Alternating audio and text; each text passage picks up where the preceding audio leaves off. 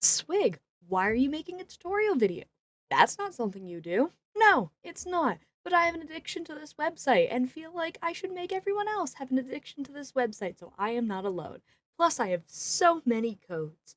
So many codes. All of them, including the ones that you see on your screen probably right now. Because you know what? I just have so many that it doesn't matter if I show you them because they're unused right now and you could go sign up for the website with these codes right now.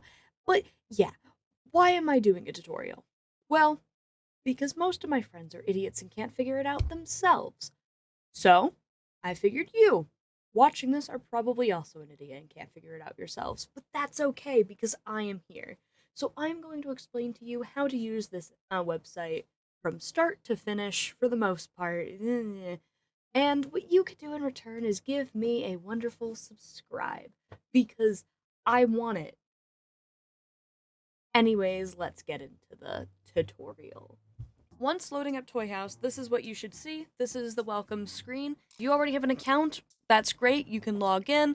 If you don't already have an account, this is where you'll register for one, which will look like this. This is how you would sign up. You put in your username, put in a password, email, date of birth, all of that, as well as an invitation code from anyone who has access to making them, and then you're good to go and can join. Upon signing in and creating your account, your Toy House should look something similar to this. A featured page with nothing in it because you're not following anyone, random, recent characters, as well as a bar on the top with the Toy House, your profile, forums, browse, submit icons, as well as your username and a blank icon.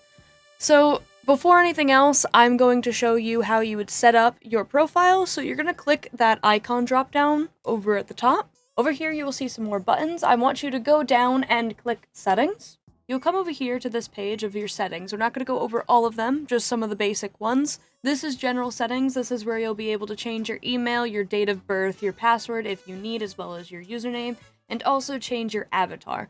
Mine is already changed, but you just click choose file and pick any image you want. Everything else in the settings, I highly recommend you just go through and kind of get your own idea. It's not enough that I can explain it to you, but I think you can manage. The only other thing we're going over is profile content, which is this right here. This is what's going to allow you to add your bio and all of that stuff into Toy House. However, they do allow you to do HTML coding, which allows you to do a lot more pizzazzy stuff.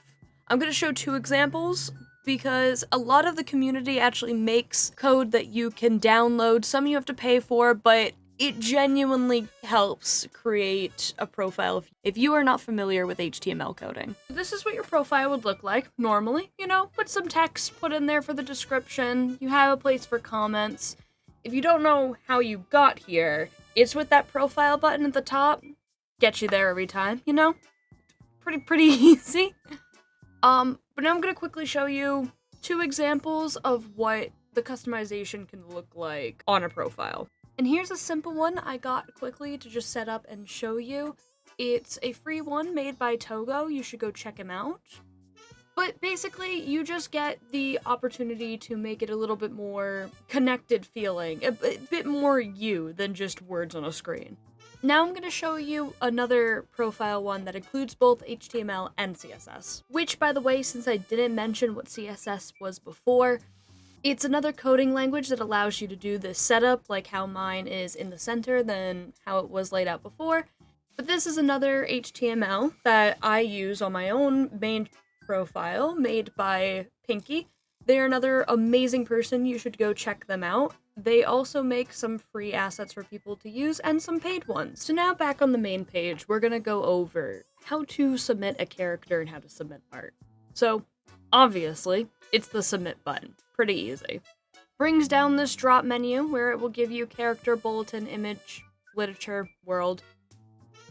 They're pretty self-explanatory once you get to them, but, finding the location of stuff sometimes is hard. So, here they are. Here is your location.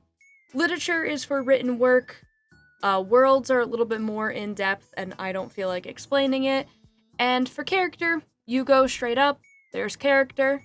That will end up looking something like this. You have the option to put up an avatar, the character name, folder, who it's visible to, if it's listed, meaning if people can look up the character, a place for tags, a place for your bio. You can even use HTML to make fancy looking characters. And then down below, you have design credit. As for image, same thing, you would go to submit, then you would click image, and now you get a place where you can upload your image, give it a caption if you want to, pick the privacy on whether authorized viewers can see what public viewers can see, any additional characters, and artist credit. And then you would just click submit. The only other thing I can really say is take a look at the forums. You have a lovely place to discuss with people about your characters, stories you are telling, art you're working on, even look for people who will do art trades and art freebies, or sell your own art or buy art. They have games and announcements, just general chat. It's a wonderful place to meet people. I don't know what else to tell you guys right now. I never said I was the best at making tutorials. I just did it. So, I hope you guys had fun.